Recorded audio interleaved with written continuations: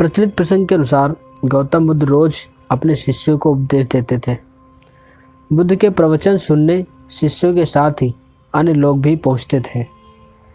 एक दिन जब बुद्ध प्रवचन दे रहे थे, तभी एक व्यक्ति पहुंचा और वो बोला कि तथागत, मैं आपसे बहुत सारे प्रश्न पूछना चाहता हूँ।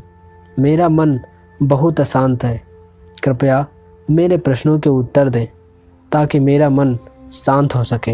बुद्ध ने उससे कहा कि मैं तुम्हारे प्रश्नों के उत्तर जरूर दूंगा, लेकिन तुम्हें एक काम करना पड़ेगा।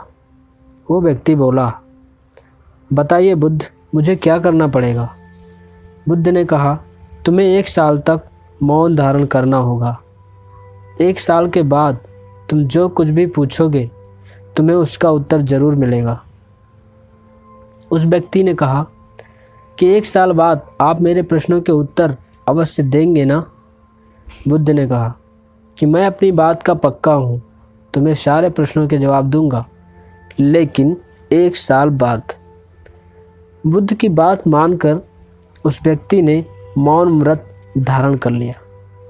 धीरे धीरे मौन की वजह से उसका मन एकाग्र होने लगा।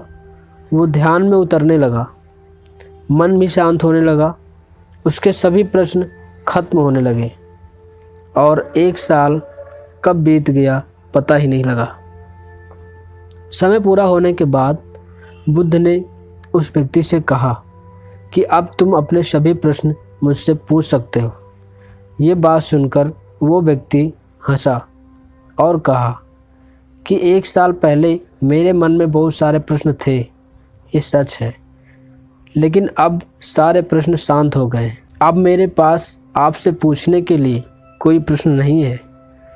बुद्ध ने उस व्यक्ति से कहा कि जब तक हमारा मन शांत नहीं है, मन में ढेरों प्रश्न उठते रहते हैं और उसकी परेशानियां बनी रहती हैं।